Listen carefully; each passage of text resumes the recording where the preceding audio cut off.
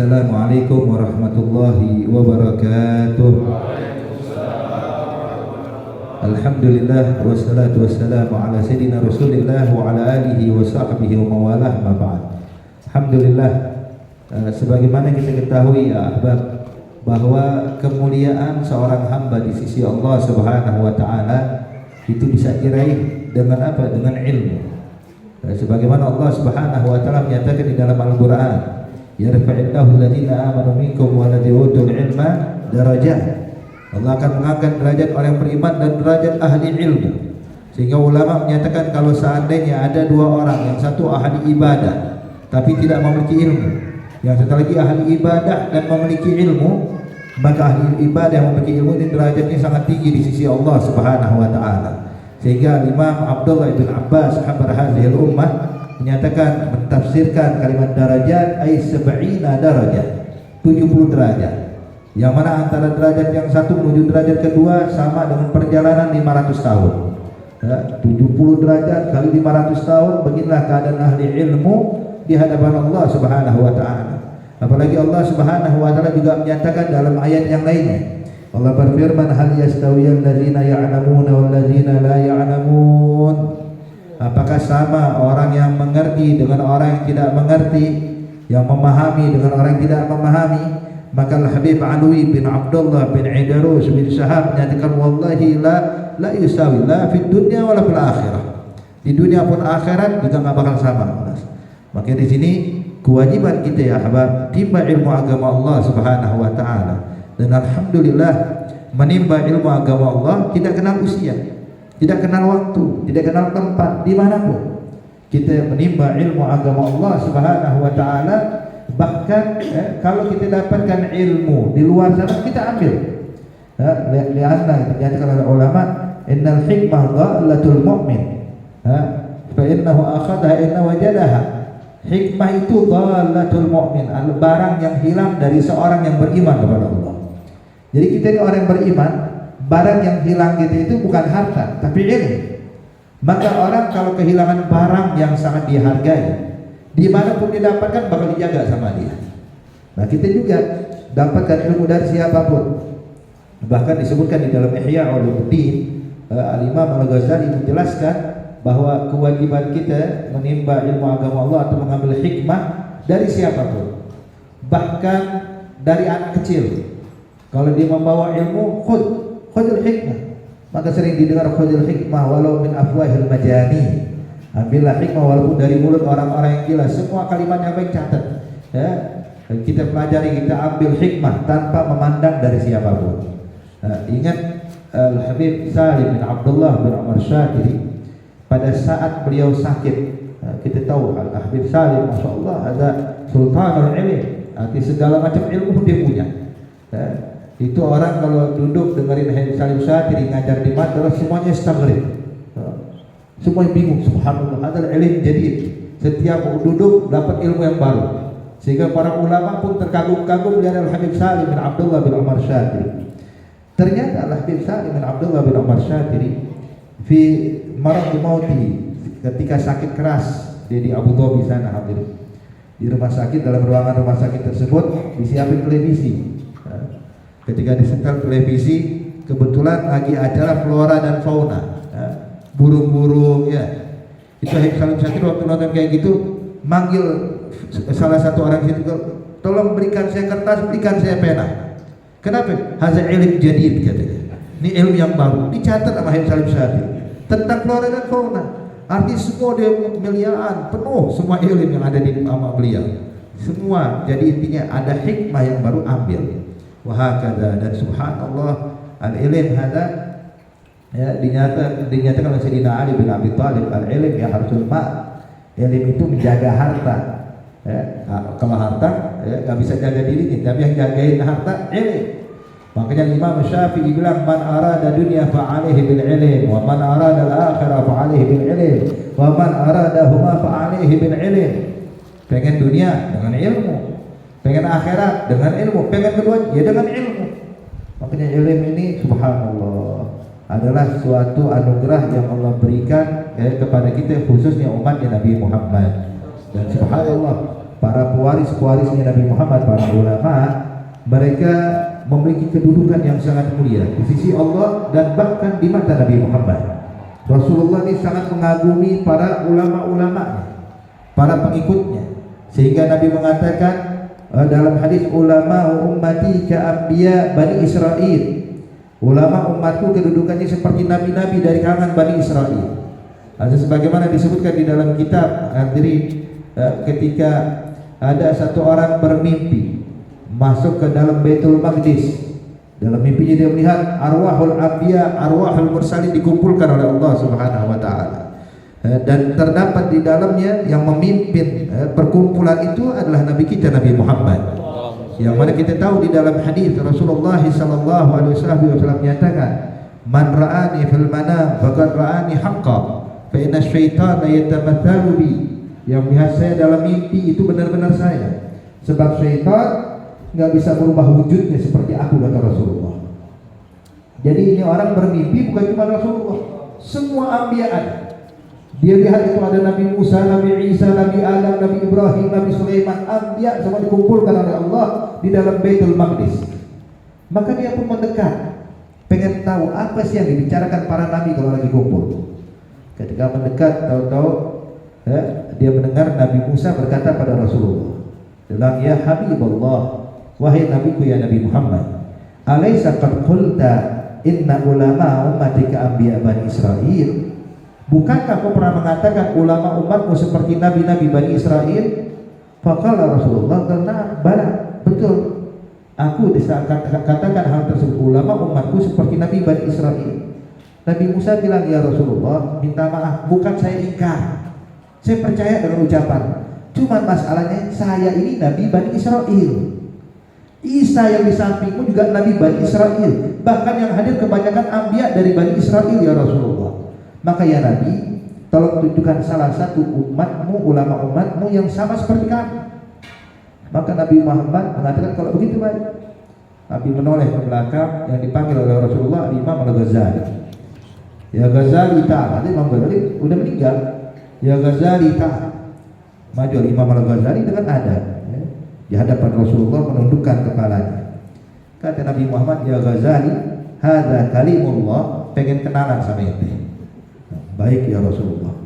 Menghadap pada Nabi Musa. Nabi Musa melihat dari ujung rambut ke ujung kaki, oh ini nih ya, orang yang dibilang sama Nabi Muhammad ulama seperti Nabi Bani Israel. Ditanya, "Mas, mau siapa namamu?" Imam Ghazali bilang, "Ismi Muhammad bin Muhammad bin Muhammad bin Ahmad Al-Ghazali At-Tusi." Nama saya Muhammad, nama abah saya Muhammad, kakek saya Muhammad, datuk saya Ahmad, saya dikenal dengan Ghazali, berasal dari negeri Tus. Maka Nabi Musa mengetes, "Gal amin Adam, apakah ini merupakan etika dan sopan santun?" Ditanya nama, kenapa bawa-bawa nama orang tua, nama kakek, nama datuk, gelar? Ya Ghazali, saya cuma nanya siapa namamu? "Qul Muhammad." Jawab Muhammad, kelar urusan. Maka Imam Ghazali waktu ditanya seperti ini, nengok pada Rasulullah.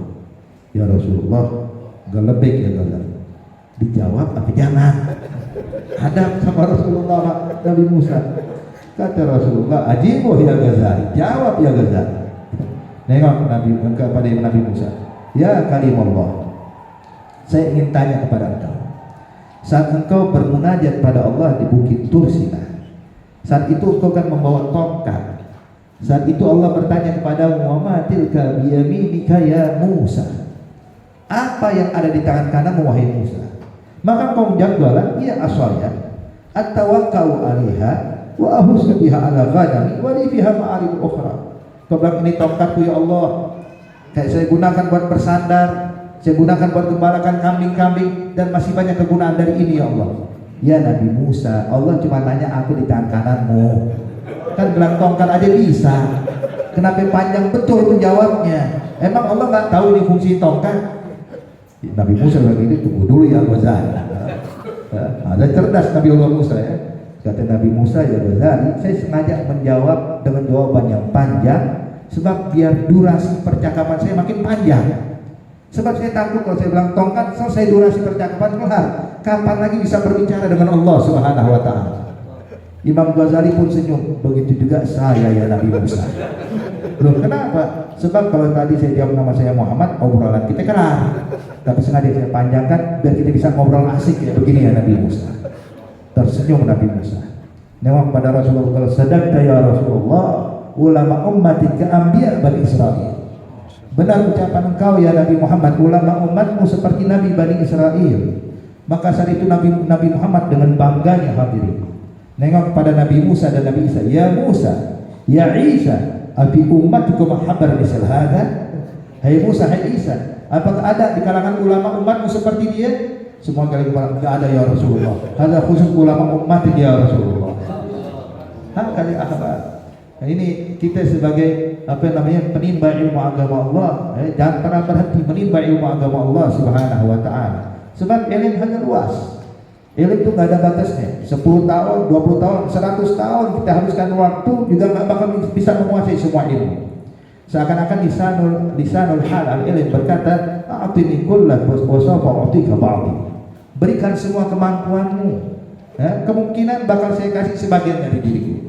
Kemungkinan, tidak semuanya. Kemungkinan saya kasih sebagian.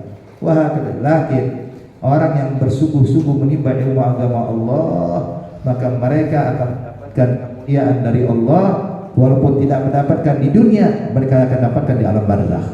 Sebagaimana dulu Habib Zain bin Ibrahim Sumaid bilang, barang siapa yang meninggal pada saat menimba ilmu agama Allah, maka Allah bakal kirimkan satu malaikat untuk mengajarkan dia ilmu di alam barzakh, dan nanti di akhirat dibangkitkan bersama a'immah para ulama, para sholihin. Artinya lihat, setahun 2 tahun belajar, subhanallah hadirin, kita lihat ada Al-Habib Bagir, Habib Abdurrahman, kita belajar berapa tahun? Cuma udah bisa ngajar. Gimana kalau belajar di alam barzakh ratusan tahun, ribuan tahun, bakal dibangkitkan bersama para ulama amilin. Maka jangan pernah sungkan menimba ilmu agama Allah. Berapapun usia kita, duduk di majelis ilmu, pelajari, pahami, kenali akan sesuatu yang baru. Dan juga hadirat yang dimuliakan Allah Subhanahu wa taala, orang-orang yang menimba ilmu agama Allah Subhanahu wa taala tentu harus dengan kesungguhan, himmah, himmat rijal tahdimul jibal. Semangat seorang itu bisa merobohkan gunung. Sebesar apapun yang menghalangi, kalau dengan semangat mudah, ringan. Dan Allah Subhanahu wa taala cuma pengen lihat usaha kita. Kita walaupun berusaha semaksimal mungkin ya ahbab, kita kalau mengandalkan diri kita nggak bakal mampu. Mengandalkan pola pikir kita atau pikiran otak kita nggak bakal mampu. Tapi kita dibukakan futuh oleh Allah, ini semua datangnya dari Allah, bukan dari usaha kita. Yang penting Allah pengen lihat usaha kita bagaimana, kesungguhan kita bagaimana. Makanya dahulu Syekhul Islam Abu Zakaria Al-Ansari radhiyallahu ta'ala anhu wa ardhah, beliau menimba ilmu pada usia udah tua, usia senja. Dan dia tadinya itu Syekhul Islam itu adalah ejekan buat dia. Kenapa? Sebab dia waktu belajar sudah tua, teman-temannya masih muda semuanya. Dia paling tua sendiri. Sehingga kalau dia senang memakai pakaian ulama, jadi kalau dia datang ke kelas, ya Syekhul Islam, ya Syekhul Islam. Ternyata itu diambil jadi motivasi buat dia untuk menjadi sebenar-benarnya Syekhul Islam. Jadilah ulama besar, kesungguhan beliau. Makanya ambil pelajaran daripada Al-Quran Al-Karim. Kisah Sayyidatina Maryam radhiyallahu anha wa ardhaha, yang mana Siti Maryam hadirin pada saat beliau dekat-dekat untuk melahirkan, proses persalinan, tidak ada tenaga, tidak mampu untuk berdiri lagi, bahkan perutnya lapar dan hampir meninggal dunia. Sampai dia pasrahkan, kalau memang harus meninggal saya siap ya Allah, kau cabut nyawa. Udah pasrah karena lapar, tidak ada tenaga untuk membantu dia proses persalinan. Maka Allah Subhanahu wa taala memerintahkan Siti Maryam untuk apa? Menggoyangkan jizat nakhal, batang kurma yang sudah mati yang disandari oleh dia. Ini batang kurma sudah mati, Siti Maryam sudah lemah. Maka Allah menyatakan huzni, goyangkan bijizat nakhal, goyangkan nih batang kurma, kami akan turunkan untuk murotab ya Maryam. Maka saat itu ya Akbar, kalau kita mau merenung Apa daya dan kemampuan Siti Maryam menggoyangkan batang kurma untuk meruntuhkan rukun? Kita aja nih laki-laki yang sehat, ya, 2 orang coba goyangin tuh batang kurma, nggak bakal jatuh sebutir pun. Buat di sini kalau pohon kurma sulit ya, pohon kelapa. Kita goyangkan hari, nggak bakal runtuh satu butir pun. Lalu bagaimana Allah perintahkan pada Siti Maryam yang saat itu udah lemah?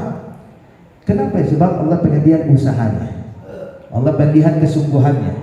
Maka ketika Siti Maryam menggoyangkan, bukan goyang batang kurma, tapi menggoyangkan kaki kanan dan kaki kirinya, maju mundur, Allah turunkan rukun. Subhanallah. Artinya hikmah. Padahal ya ahbab, saat Siti Maryam masih kecil, Allah kirimkan makanan dengan cuma-cuma, tanpa usaha. Maka jadi dinyatakan kullama dakhala 'alaiha Zakaria al-mihrab wajada 'indaha rizqan. Setiap Nabi Zakaria masuk ke ruangan Siti Maryam, dapetin makanan begitu banyaknya. Waktu Siti Maryam masih kecil, sampai ditanya, kalau anda lagi hada, dari mana kau dapatkan ini ya Maryam? Qalat huwa min indillah. Ini semua datangnya dari Allah. Tapi kenapa begitu sudah dewasa Siti Maryam, ya, Allah pengen ayo usaha dulu, aku mau lihat kesungguhanmu ya Maryam, kau tunjukkan usahamu, kami turunkan. Nah kita juga pada saat menimba ilmu agama Allah, tunjukkan usaha kita. Al-bagi Allah, futuh datangnya dari Allah Subhanahu wa taala. Yang penting kita tunjukkan semangat kita, usaha kita. Insya Allah Allah berikan kemudahan buat kita, dan khususnya buat para santri. Insya Allah berikan kemudahan arifin, bagihum biddin, warzuqhum kamalan akhlas wal yaqin, yaj'aluhum minal ulamil amilin birahmatika ya arhamar rahimin. Dan kita yang hadir insya Allah juga dibimbing oleh Allah Subhanahu wa taala untuk selalu berkumpul di majelis ilmu, di majelis yang baik sampai akhir hayat kita, dan dibangkitkan bersama para ulama wal amilin, bersama para auliya salihin. Amin ya rabbal alamin. Wa sallallahu ala sayyidina Muhammad an-nabiyil ummi wa ala alihi wasallam. Walhamdulillahi rabbil alamin.